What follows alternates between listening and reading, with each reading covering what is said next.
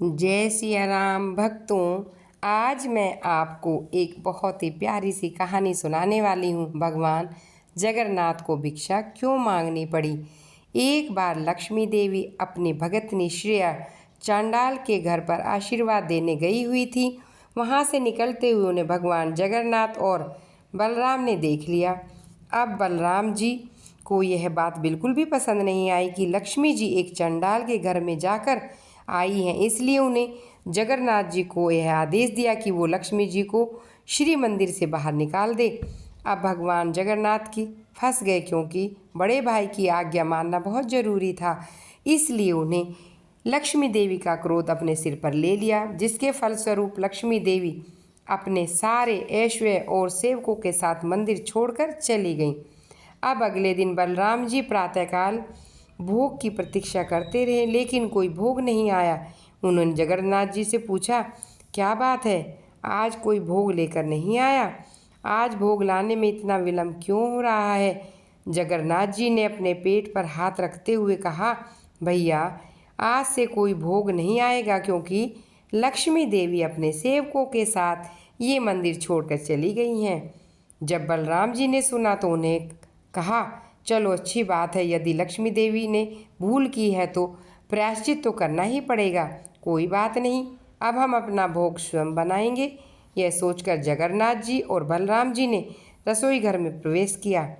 अब वहाँ देखा तो पूरा अन्न भंडार खाली, यहाँ तक कि कोई सब्जी भी नहीं थी। अब इतनी देर में दोनों भाइयों की बहुत भूख बढ़ गई। उन्होंने सोचा, चलो किसी के घर से भिक्षा मांग कर लाते हैं। यह सोचकर उन दोनों ने एक ब्राह्मण का वेश धारण किया, घर घर जाकर भिक्षा मांगने लगे। उन्हें कोई पहचान ना सके, उन्हें कोई भिक्षा नहीं देता था, क्योंकि लक्ष्मी देवी के जाने के बाद उनका चेहरा बिल्कुल मलिन हो गया था। माता लक्ष्मी के आदेश पर सूर्य देव ने अपनी किरणें और तेज कर दी, जिससे गर्मी और बढ़ गई थी, जिसकी वजह से भगवान जगन्नाथ बलराम जी को तपती हुई धूप में चलना पड़ता था। भूख और प्यास से वो दोनों बहुत परेशान हो गए थे। अचानक सामने उन्होंने एक तालाब देखा, लेकिन जैसे ही वो दोनों वहाँ पहुँचे, तालाब का पानी सूख गया। हताश होकर एक हरे भरे पेड़ के पास पहुँचते हैं, सोचते हैं कि इस पेड़ के पत्ते खाकर हम भूख मिटा सकते हैं। जैसे ही उन्होंने पेड़ के पत्ते तोड़ने चाहे, वैसे ही पत्ते सूख गए, सारे पत्ते सूख कर गिर गए। इसी तरह से शाम हो गई। पूरे दिन दोनों को कुछ ना कुछ खाने को नहीं मिला, न पीने को मिला। थक हार कर दोनों मंदिर के पास पहुँचते, जहाँ पर अभी भी प्रसाद बट रहा था। उन्होंने विनती की उन्हें कुछ खाने को दे दें, लेकिन लक्ष्मी जी का क्रोध तो आप जानते हैं ना। फलस्वरूप उन लोगों ने भगवान जगन्नाथ और बलराम जी को कुछ भी नहीं दिया। ऐसे में एक बूढ़ी महिला को उन दोनों पर दया आ गई। उस बूढ़ी महिला ने उन दोनों को एक पात्र में मुरमुरे खाने को दे दिए। इस प्रसाद को देखकर वो दोनों बहुत खुश हुए। जैसे ही प्रसाद लेने के लिए उन दोनों ने हाथ आगे फैलाई, उसी समय तेजी से हवा चलने लगी, सारा प्रसाद जमीन पर गिर गया। अब आप ही सोचिए, उस समय भगवान जगन्नाथ और बलदेव जी क्या स्थिति में होंगे। वहीं जगत के जगन्नाथ और बलराम जी, जिन्हें दिन में कई बार भोजन दिया जाता था, उनके हाथ कभी भी सूखने नहीं दिए जाते थे, एक ही समय में 56 भोग खाते थे। ऐसे में आज हमारे जगन्नाथ जी बलदेव जी को एक सूखा पत्ता खाने को नहीं मिल रहा था। ऐसे में उन्होंने एक व्यक्ति से पूछा, भाई हमें बहुत भूख लगी है, भोजन कहाँ मिल सकता है? व्यक्ति ने कहा, देखिए वो चांडाल का गांव है, वहाँ पर एक स्त्री रहती है, बहुत दयालु है, आपको वहाँ पर निश्चित भोजन मिलेगा। यह सुनकर भगवान जगन्नाथ और बलदेव जी उस स्त्री के घर गए। स्त्री ने उन दोनों का आदर सत्कार किया, कहा अभी वह उन दोनों के लिए भोजन लाती है। लेकिन बलदेव जी को यह बात अच्छी नहीं लगी। वो एक चांडाल स्त्री के हाथ का बना भोजन नहीं करेंगे। उन्हें उस चांडाल स्त्री से कहा, आप हमें राशन सामग्री दे सकती हैं, अपना भोजन हम खुद बनाएंगे। यह सुनकर उस स्त्री ने कहा, ठीक है, जैसी आपकी इच्छा।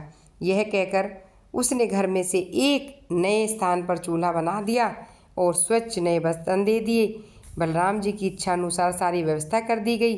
बलराम जी ने जगन्नाथ जी से कहा, तुम भोजन बनाओ और मैं स्नान करके आता हूँ। यह कहकर प्रसन्नतापूर्वक बलराम जी स्नान करने के लिए चले गए। पीछे हमारे प्यारे जगन्नाथ जी को छोड़ गए। अब जगन्नाथ जी अपने भाई की आज्ञा के अनुसार भोजन पकाने लगे। अब भोजन तो तब बनेगा, चूल्हा जलेगा। जगन्नाथ जी ने बहुत प्रयास किया लेकिन चूल्हा नहीं जला। अब बलराम जी ने प्रसन्नता से स्नान करके आए। उन्होंने यह सोचा भोजन तो पक गया होगा, लेकिन बलराम जी जगन्नाथ जी को वहाँ पहुँचे तो देखा जगन्नाथ जी ने अभी कुछ भी नहीं बनाया। अतः बलराम जी ने जगन्नाथ जी को अच्छी खासी डांट फटकार लगा दी। कहा, इतना समय हो गया, तुम अभी तक चूल्हा भी नहीं जला पाए, भोजन क्या बनाओगे। जब बलराम जी चूल्हा जलाने की कोशिश करते, आग जैसे धुआं निकलकर बंद हो जाती। उन्होंने बहुत प्रयास किया लेकिन चूल्हा नहीं जला। परिणाम स्वरूप पूरा घर धुएं से भर गया। दोनों लोग खांसने लगे, जिसके कारण दोनों की आंखों में पानी बहने लगा। थक कर वह जगन्नाथ और बलदेव जी ने उस स्त्री से कहा, वहीं उन दोनों को खाने के लिए कुछ दे दे। वह स्त्री उन दोनों के लिए भोजन लाती है। जैसे ही उन दोनों ने भोजन किया, उन दोनों को भोजन बहुत ही स्वादिष्ट लगा। स्वाद भी उन्हें बहुत आया, लेकिन वो दोनों भोजन बिल्कुल वैसा ही था जैसा कि लक्ष्मी जी उन्हें बनाती थी। भोजन के अंत में उन्हें विशेष तरह का मिष्ठान परोसा गया। जब बलराम और जगन्नाथ जी खाया तो उन्हें बड़ा आश्चर्य हुआ, क्योंकि वही मिष्ठान लक्ष्मी जी उनके लिए प्रतिदिन बनाती थी। उसके बारे में किसी और को जानकारी थी ही नहीं। उस स्त्री ने कैसे मिठाई बना ली है देखकर उन दोनों भाइयों को यह विश्वास हो गया कि अवश्य ही इस घर में लक्ष्मी जी रहती हैं। यह भोजन भी उन्हीं ने बनाया है, अन्यथा इस घर की स्त्री को कैसे पता भगवान जगन्नाथ और बलराम जी कैसा भोजन करते हैं और मिष्ठान कैसा लेते हैं। उन दोनों भाइयों को अपनी भूल का एहसास हुआ, खासकर बलराम जी को। अतः बलराम जी ने जगन्नाथ जी से कहा वो लक्ष्मी जी के पास जाकर क्षमा मांगे, और उन्होंने यह भी संदेश जगन्नाथ जी के द्वारा भिजवाया, आज के बाद लक्ष्मी जी अपनी इच्छा से कहीं भी जा सकती हैं। उन्हें कभी भी अपने भक्तों से मिलने के लिए रोका न जाए। अपने बड़े भाई की आज्ञा पाकर भगवान जगन्नाथ जी अपनी पत्नी लक्ष्मी के पास आ गए। उनके इस तरह मनाने पर लक्ष्मी देवी मान गई और श्री मंदिर में चलने के लिए तैयार हो गई। लक्ष्मी देवी ने जगन्नाथ जी को यह वचन दिया, जगन्नाथ जी प्रसाद के लिए कभी भी ऊंचे नीचे का भेदभाव नहीं किया जाएगा, चाहे वो ब्राह्मण हो या चंडाल, दोनों को समान रूप से जगन्नाथ जी का प्रसाद दिया जाएगा। जय सिया राम।